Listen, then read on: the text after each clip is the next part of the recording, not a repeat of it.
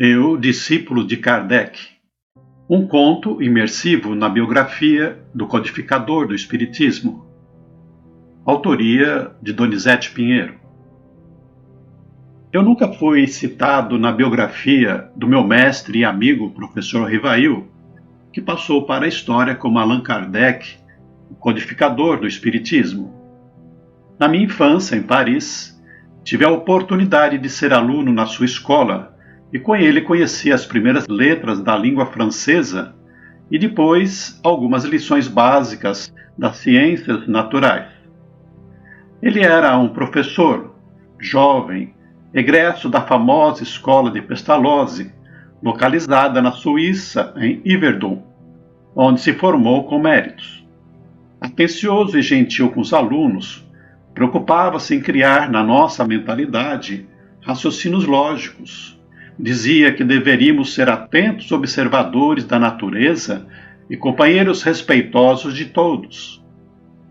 Não me parecia ter inclinações religiosas, mas sua conduta moral era impecável, procurando servir de bom grado àqueles que lhe pediam ajuda.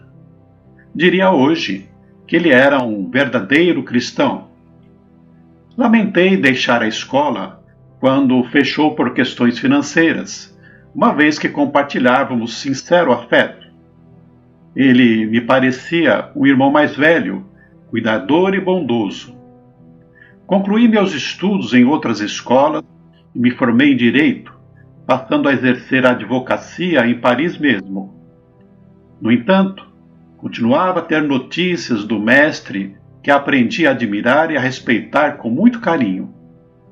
Chegou a trabalhar como contador para seu sustento e da esposa Amélie. Dava cursos de variadas matérias, inclusive gratuitos. Escreveu livros didáticos e era integrante de diversas sociedades de ciências da França. Vários anos depois, restabelecemos a amizade e a simpatia que nunca se perderam, como acontece com os verdadeiros laços do coração. Vez por outra, eu o encontrava e ele bondosamente parava para conversar sobre temas do cotidiano e suas atividades, ao passo que eu lhe informava das minhas atribuições junto aos tribunais. Algumas vezes fui convidado e estive em sua casa, desfrutando da convivência amena e agradável do casal amigo. Amélie era mais velha que o professor, mas sua graciosidade e arguta inteligência lhe davam ares de mais nova. Compartilhavam atividades, viviam em plena harmonia e demonstravam amor recíproco. No fim do ano de 1855, encontrei Rivail e ele me convidou para acompanhá-lo à casa da família Baudin para uma sessão espiritual. Explicou o professor que vinha estudando as mesas girantes ou falantes e que suas primeiras experiências ocorreram nas sessões da casa da senhora Pleine-Maison, onde constatara a realidade do fenômeno.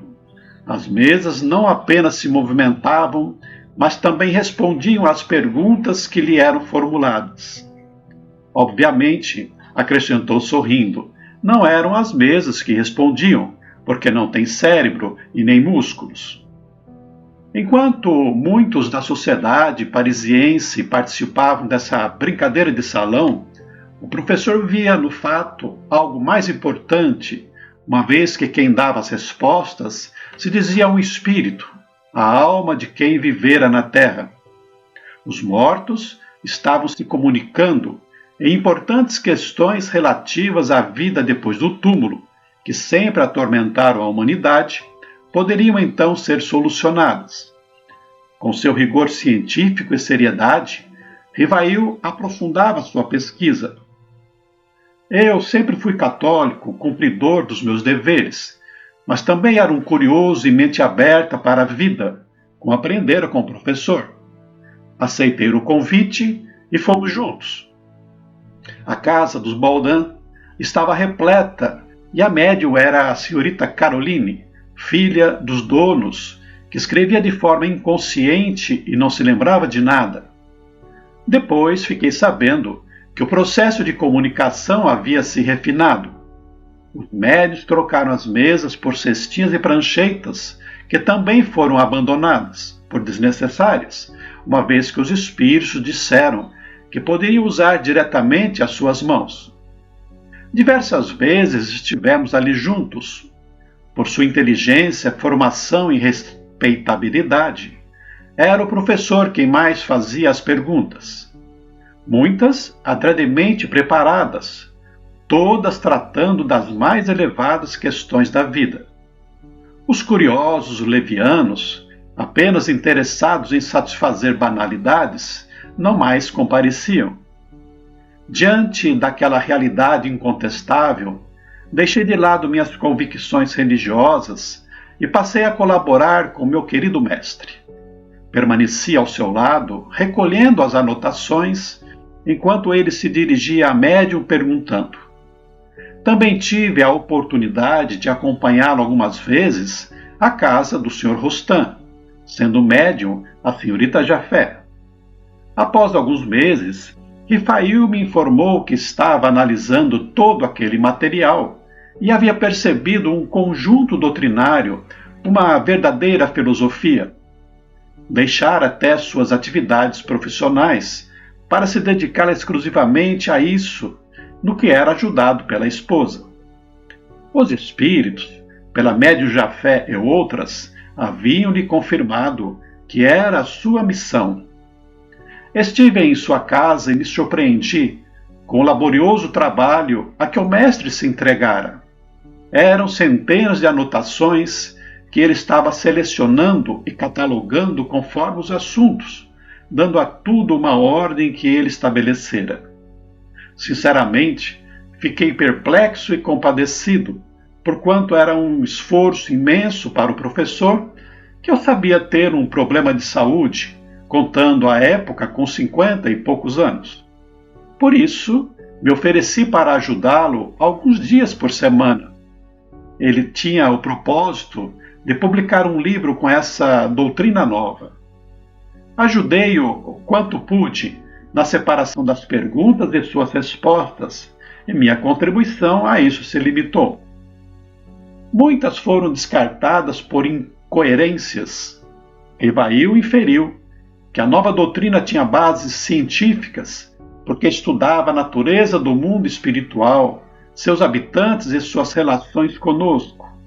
Então, aplicou a ela o mesmo rigor de qualquer ciência natural, somente aceitando como verdade o consenso, considerando que os espíritos são mais ou menos inteligentes e virtuosos. Denominou a isso controle universal dos ensinamentos, que ficaria como uma regra que garantiria a integridade da doutrina, que ele chamou de doutrina espírita ou espiritismo. O Livro dos Espíritos começou a tomar forma, com capítulos, temas específicos, distribuídos em perguntas, e suas respostas que ele organizou com lógica e método pedagógico, partindo do princípio de tudo, Deus, e seguiu tratando da origem das coisas, da matéria e do espírito, da reencarnação, da desencarnação, das experiências da alma fora do corpo, da interferência dos espíritos em nossas vidas, da vida espiritual, das leis divinas e da felicidade e infelicidade. Não só isso, fez também comentários esclarecedores para facilitar o entendimento dos mais leigos. Quando achou que a obra estava concluída, o professor a submeteu à revisão pelos espíritos com a colaboração da senhorita Jafé. Antes de encaminhar o material à publicação, Rifail se viu num dilema, pois não considerava o livro de sua autoria, mas sim dos espíritos, de modo que achava inconveniente usar o seu nome, Hippolyte Léon Denis Rifail, já conhecido na França pelos livros didáticos publicados, o que, inclusive, poderia gerar uma confusão com a sua pessoa. Adotou então o nome Allan Kardec, dele próprio, quando teria sido um sacerdote druida nas Galhas, conforme lhe fora revelado por um espírito amigo. Ficamos todos felizes quando a primeira edição de O Livro dos Espíritos, com 501 perguntas e respostas, foi posta à venda pelo editor Dentu em sua livraria, localizada na Galeria d'Orléans, Palais Royal, em Paris, no dia 18 de abril de 1857. O mestre Rivail se recolhia humildemente para que o codificador Allan Kardec apresentasse à humanidade a terceira revelação divina. Era a chegada do Consolador prometido por Jesus, que ficará conosco para sempre, falando do Espírito imortal e convidando a todos para o trabalho da implantação na Terra do reino de fraternidade e de paz. Meu nome? Que importa?